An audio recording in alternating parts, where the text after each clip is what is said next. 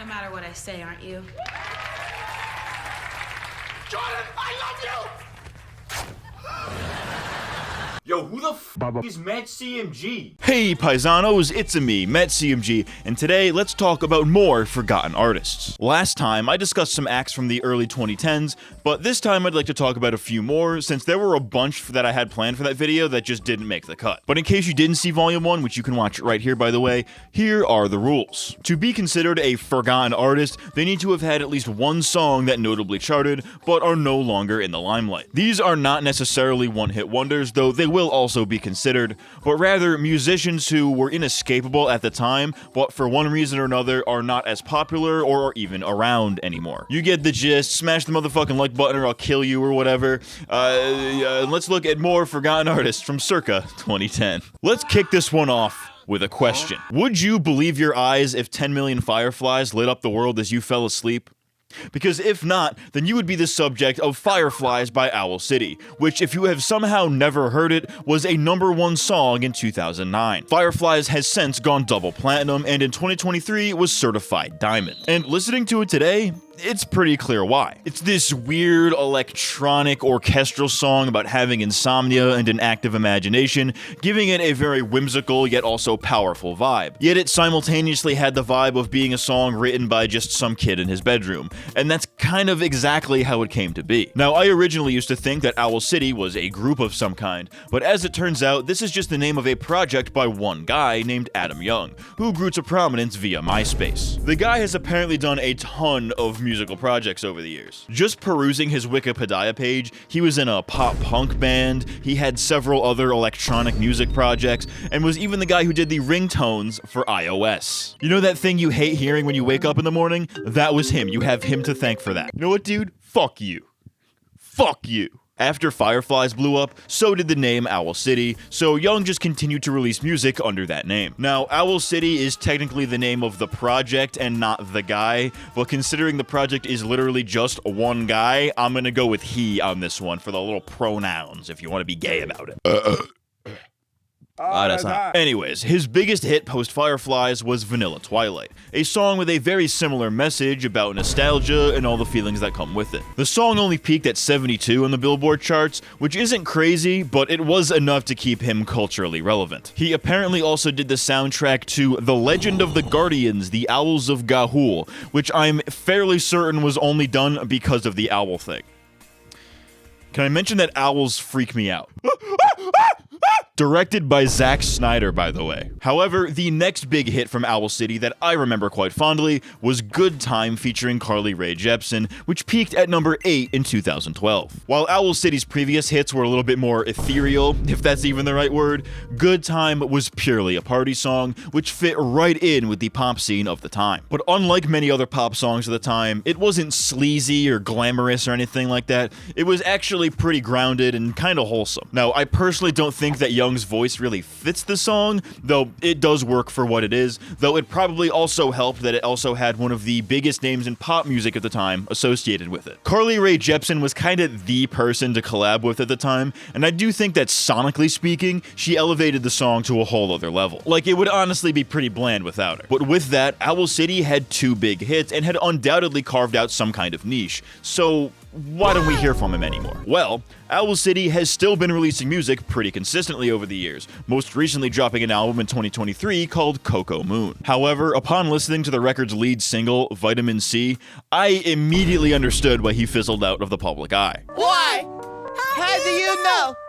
How do you know? Because this song is simultaneously way too safe, but also way too fucking weird. Like, it is simultaneously a tropical anthem with like xylophones and shit. It's got that signature Owl City electronica to it, but then it turns into like a pop rock song during the chorus. There's like a fucking guitar solo at the end. It's bonkers. Like, it's a little bit too experimental for its own good, in my opinion. It's a little bit too all over the place to get regular airplay, which is not the vibe you would get from the first 30 seconds where it sounds like fucking Rick and Morty human music. It is so all over the place that I kinda hated it at first, but I listened to it a few more times and I still don't particularly like it, but I kinda get it.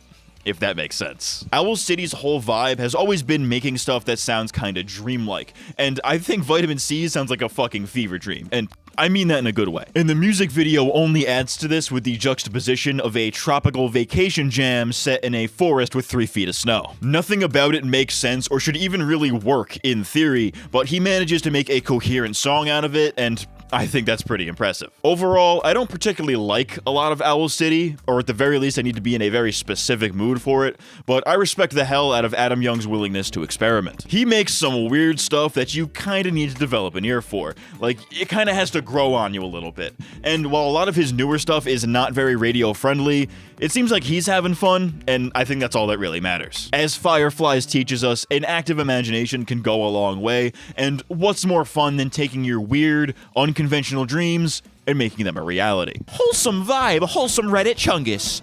Dabbing. You would not believe your eyes if 10 billion kangaroos came out of your closet and ate your food. For our next Forgotten Artist, let's take a quick trip across the pond to the UK. More like the UK, am I right? Got him. But if you close your eyes, does it almost feel like nothing's changed at all? In the mid-2000s, singer-slash-rapper Taio Cruz made his debut on the scene. His breakout hit was I Just Wanna Know in 2006, which peaked at number 29 on the UK charts. It was a sensual fuck jam, it was very Usher-esque. Not bad, pretty good, honestly. A few years later, he would release Come On Girl, which I said with a very weird intonation, which sounded kind of sexual now that I think about it. A few years later, he would release Come On Girl, which was more of a club banger, which peaked at number 5 on the UK charts, making it the most successful single from his debut record. But who gives a flying fuck about the UK? Their opinion doesn't matter after we beat their asses in 1776, baby, so who gives a fuck about what the British think is good music? Well, in 2009, Taio Cruz would make his way to the US and quickly found success with his single Break Your Heart featuring Ludacris, which peaked at number 1 on the US charts, aka the only one that actually matters. This song fit right in with other pop songs of the time, with its electronic-ass beat, heavy use of synths, auto-tune to all hell, very bassy, and with a hook that is so repetitive and stupid that it kind of loops back around to being catchy. I'm only gonna break your heart. I'm only gonna break your heart. Bars! Luda's verse goes hard, and the background vocals are a real earworm. Whoa! Unsurprisingly, this song went platinum. 2010 would go on to be a great year for Taio Cruz, with 3 back-to-back hits. In the same vein as Break Your Heart was Dirty Picture featuring Kesha, which definitely leaned more into the EDM side of things. Like, it's definitely more beat than song, but it is still certainly very catchy. The song only peaked at number 96 here, barely breaking the Billboard Hot 100, but it did peak at number 6 in the UK, which is pretty cool, I guess, if you value the opinion of the British. I can see why this one didn't get a lot of airplay over here, since saying take a dirty picture over and over again probably didn't sit right with a lot of parents out there. Like, you can't really kids bopify that, you know what I mean? His next hit that year was Higher, which was much more radio friendly, and it did pretty well here, peaking at number 24 on the Billboard charts, but did super well in Europe. Now, to be fair, it probably did help significantly that there are 3 whole versions of the song. There's a solo version with just Taio himself, the European version featuring Kylie Minogue, and a US version featuring Travie McCoy, who we discussed in a previous Forgotten Artist video, Volume 1. I think this might be one of my favorites from him, just purely off of the hook alone. It's taking me higher, higher, higher up the game. I had not heard that song in over a decade until I decided to do this video, but in the years between, that hook would still pop in my head every so often. You know it's good when you forget who sings it, but can still remember it, you know? But above all, his most successful track from this era, aka the one you've all been waiting for me to talk about, is Dynamite, which exploded onto the scene, peaking at number 2 in the US, number 1 in the UK, and a bunch of other European countries, and is 8 times RIAA platinum. Like, you might not know who Taio Cruz is by name, but if you were sentient in the 2010s, then you absolutely remember this song infecting every single station. Much like Break Your Heart, Dynamite was simple and vapid, but it got the job done because this song is a certified boner jam. It really encapsulates the feeling of getting ready for a night out on the town with the boys, with a positive message about freeing yourself from the burdens of everyday life. Or I am looking way too deeply into a party song that really makes you want to throw your hands up in the air. Sometimes. Taio Cruz had the world by the balls with Dynamite and was seemingly doing pretty well. So, where the hell is he now? Well, you remember how I said that 2010 was his year? It was kind of his only year, since come 2011, and he was not doing so hot. Well, he did have a few mild successes, like Hangover featuring Flo Rida, Who we talked about in Volume 1, by the way, haha. which did pretty well in Europe, but did not do great here in the States, as this was the last of his singles to ever chart here. He remained somewhat relevant in Europe, but even they were seemingly getting tired of him, and he has not released a charting song in any territory since 2012. The reason for why he fell off is a little bit unclear, because a lot of his music post-Dynamite, aka his third album, Taio, was pretty similar to what he was putting out before. You know, they say when you have a successful thing, you gotta drop whatever you're doing and make that thing 5 more times, and Taio Cruz seemingly did that. So why is it that it seems that he overstayed some kind of invisible welcome? My theory is that he simply just did not stand out enough. Like, sure, he had a couple of hit songs, but there was nothing particularly unique about him. He wasn't quite a rapper, yet he would still rap about fast cars and parties, which every other rapper of the time was already doing, and his singing voice wasn't particularly impressive. You know, Usher is Usher. Miguel is Miguel. The Weeknd was first coming out around this time. Chris Brown was poppin'. That has a double meaning. And Taio Cruz simply just did not stand out vocally from his contemporaries. Even if you look at other British singers that were making waves in the 2010s, you had names like Adele, Ed Sheeran, this little group called One Direction, you might have heard of them. It's already pretty hard to break out in another country, but when this is your competition, it's no surprise that he didn't have much longevity. Overall, Taio Cruz just simply wasn't unique enough in an era where being unique was the best way to stand out from the crowd. That all being said, though, I actually do like a lot of his stuff. Like, nostalgia aside, a lot of it is very catchy and it's very fun. Honestly, I hope he can make a comeback one day. I'm rooting for you, Taio Cruz. Shout out to Taio Cruz. But now, let's cruise over to our next artist. You need to be arrested for that one, dude. I'm sorry, that's... Absolutely not. In a very similar vein to Taio Cruz is Iyaz. If that name does not sound familiar to you, then chances are his breakout single probably does. Shawty's like a melody in my head that I can't keep out. Got me singing like na na na na every day. It's like my iPod's like a replay. Replay was undoubtedly the most recognizable song that Iyaz has ever put out. Hailing from the British Virgin Islands, Iyaz was actually discovered by Sean Kingston in 2008 via MySpace, who helped him get signed to Beluga Heights Records. In 2009, Replay was born, and I think its success is very well deserved. It's an extremely catchy song with an extremely catchy hook. You know, shawty is like a melody in my head. You know, it flows very well, right? Very fun to sing, right? The subject matter of being obsessed with a girl is relatable to most people, with the girl in question being analogous to a song that you can't get out of your head. That's honestly pretty clever, and the bar about it being an iPod stuck on replay is a nice little time capsule of the pre-smartphone era. That all being said,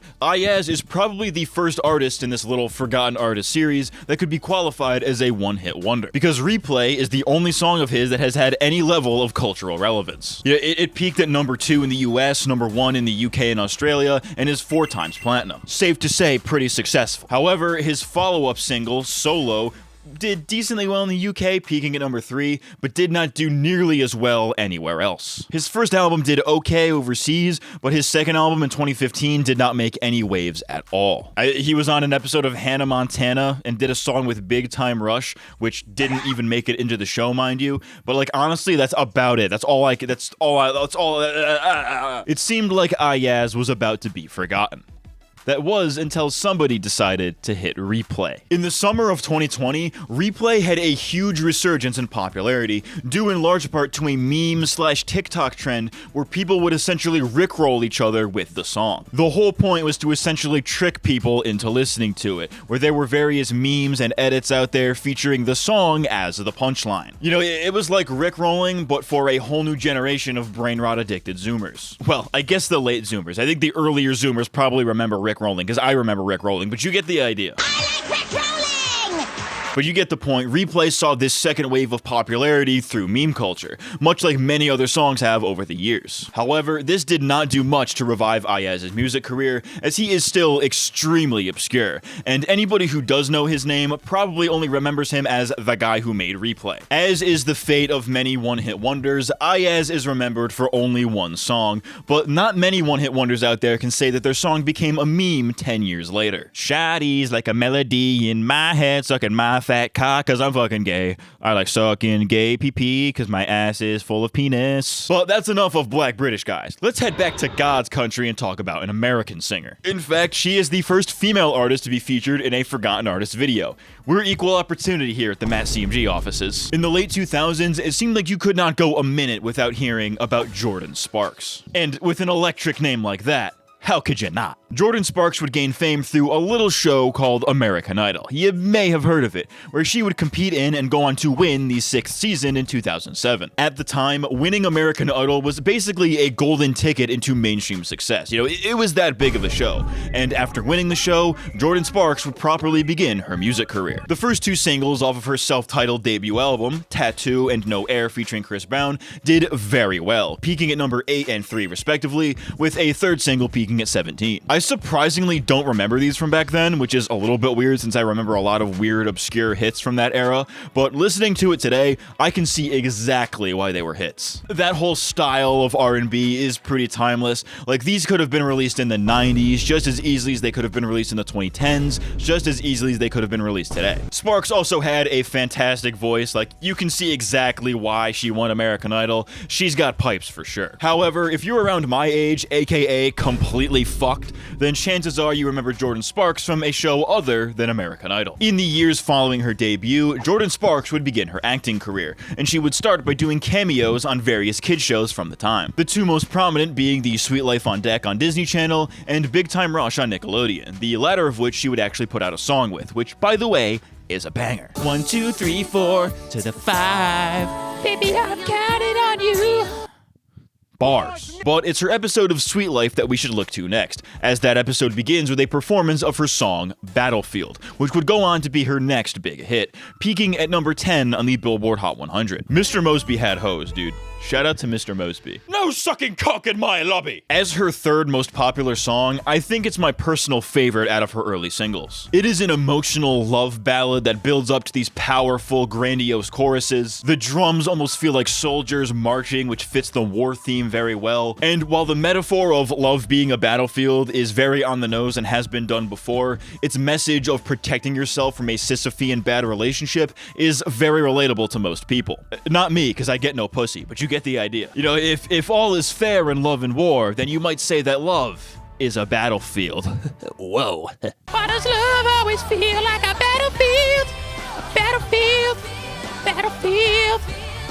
So you better go and get your armor! It's also very similar to No Air and Tattoo in this regard, where it takes a very simple metaphor with a much deeper meaning. Tattoo is about remembering someone and carrying them with you at all times, like a tattoo, while No Air is about being so upset over a breakup that it makes it hard to breathe, i.e., no air. Battlefield is right at home here, creating something of a love trilogy of her early singles. Since then, though, Jordin Sparks has had one other song that charted in the US in 2011, but has not charted since. She has been releasing music, dropping 3 albums and a mixtape over the last 10 years, but none of them have seen much success. And honestly, it's kinda hard to determine what exactly caused her fall from relevance. Some people think it was the hiatus between her 2nd and 3rd albums killing any momentum that she had. Some think that it was her acting career getting in the way of her music. Some think it was her music's tonal shift to be more adult and less pop. And some think that she refused to sell her soul to the music industry and was subsequently blacklisted. It's kind of unclear why exactly she fell into obscurity, but regardless of the reason, I do think it's a shame, because a lot of her newer stuff is actually pretty good. She had an era where she was trying to make party bops for a while, such as SOS or Double Tap with 2 Chainz, and while those songs were fun and all, they just didn't really feel like her. you know? The 2010s were not her vibe for sure. But a few years ago, she came back with a new single, Call My Name, as well as a whole new album, and it was honestly a great return to form. Her most successful songs are love ballads, and this feels like a natural evolution to that with a modern twist. Like, we're probably never gonna get anything like No Air or Battlefield ever again, but that's because they are so emblematic of the style of the time. R&B has changed quite a lot in the past 15 years, and while she had a bit of a rough transition, I think that Jordin Sparks has the potential for a big comeback. Especially with late 2000s, early 2010s nostalgia being really big right now, I think she could probably pull out the nostalgia card and get at least a radio hit out of it. You might even say that she can spark a new era of her career. Whoa, crazy. It was a real good pun. You should die for that pun. You should kill yourself for the pun, for the meme, for the lols. But those have been a few more forgotten artists from circa 2010. Granted, a lot of these were like late 2000s, but you get the idea. Let me know in the comments down below who your favorite artists were out of the ones that I mentioned in this video. Who do you want to see make a comeback? And who do you want me to talk about in Volume 3? I have a lot of artists that I want to talk about at some point in this little sub-series, but, you know, please leave your suggestions in the comments below ski, baby. But that's all for this one. Like the video, sub for more, hit the page to support the channel, and see uncensored feet. I have been MattCMG, and I'll see you next time. Thanks for watching. Shawty's like a melody in my head. I like to make myself believe that planet Earth is smelly. I haven't taken a shower in about 5 weeks today, but it's okay, I still wear my cologne. Let's get some pussy tonight.